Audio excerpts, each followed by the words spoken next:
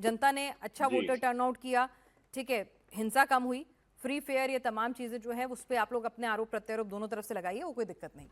लेकिन अगर हम ये कहें दीदी की बॉडी लैंग्वेज, दीदी एक फाइटर वाले अंदाज के लिए जानी जाती हैं और उसके लिए उनको सब लोग रिस्पेक्ट भी करते हैं कि वो सड़क से लेकर सदन तक लोगों के बीच में एक आक्रामक, एक कॉन्फिडेंट, एक फाइटर के तौर पर नजर आती हैं। लेकिन पिछले अगर आप 48 घंटों की बात करें, स्पेशली अगर हम सेकेंड फेज की वोटिंग की बात करें, दीदी के बयान के मैं और अभिषेक सोए नहीं हैं, हम रात रात भर अपने कार्यकर्ताओं से मिल रहे थे, फिर दीदी का अपना पैटर्न को चेंज करना, भले आप मुझे कुछ भी कहिए, मैं भी अपना पढ़ाई करके आई हूँ, उसमें लिखा हुआ है कि दीदी शाम को 4 बजे निकलती थी, या तो आप मुझे इंसिडेंट बता दीजिएगा, मैं करेक्ट कर लूंगी अपने आप को।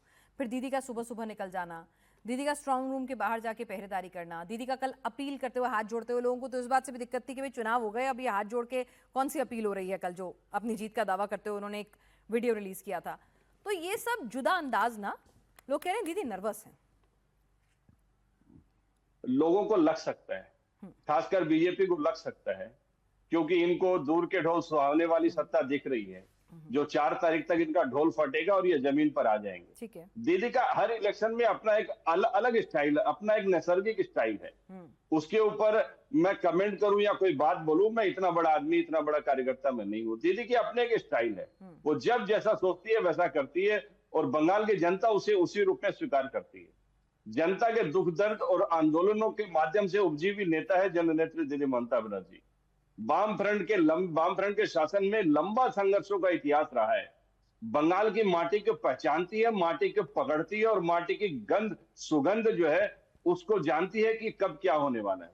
ठीक है, दीदी को भी 15 साल का लंबा इंतजार करना पड़ा था सत्ता में आने के लिए, ऐसा नहीं है कि पहली बार में आ गई। तो भाई बीजेपी ने भी कर लिया ना, तो दीदी को मिल सकता है एंटी इनकम्बेंसी का फायदा, दीदी को मौका मिल सकता है। भाई बीजेपी ने भी कोर्स करेक्शन किया, बीजेपी ने भी मेहनत की, ऐसा थोड़ी कि पश्चिम बंगाल सिर्फ दीदी का या बंगाली का योग्य रहेगा। नहीं, सबका है। 5 तारीख 4 तारीख को पता चल जाएगा बंगाल किसका है, बंगाल की जनता क्या चाहती है। आदिल हसन साहब कुछ बोलना चाह रहे हैं और उसके बाद मैं समाजवादी पार्टी के प्रवक्ता आशुतोष वर्मा जी के पास भी जाऊंगी। जी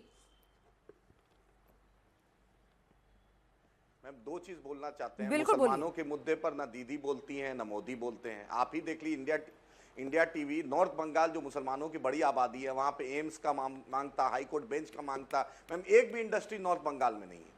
चाय पत्ती वर्कर और बीड़ी वर्कर को सिर्फ 191 रुपया मैम मिलता है। बतलाइए, अदानी इनके भी दोस्त हैं, मोदी जी के भी दोस्त हैं। आपने कैंपेन किया, ये बात आपने जनता तक पहुंचाई होगी, और इसीलिए आपकी 11 में से देखूंगी कितने नंबर आएंगे।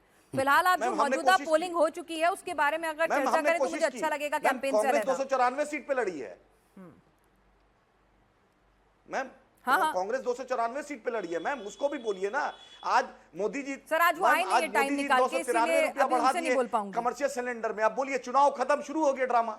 ठीक है, चुनाव का ममता जी उस पर कुछ नहीं बोलेंगी। दोनों बड़ा भाई छोटी बहन का रिश्ता है। 993 रुपया आज बढ़ गया कमर्शियल रेट। अब जो गरीब जो खरीदेगा रेस्टोरेंट जो समोसा और लिट्टी, अब वो रोएगा।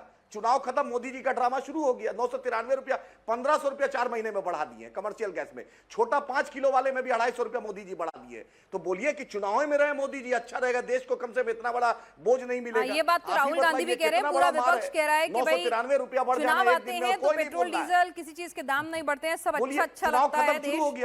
जैसे ही पोलिंग खत्म हो जाती है, जिस दिन लॉक हो जाता है नतीजा, और ये इतिहास भी गवाह है राजीव जी, अचानक से तेल कंपनियों को, गैस कंपनियों को याद आता है घाटा हो रहा है।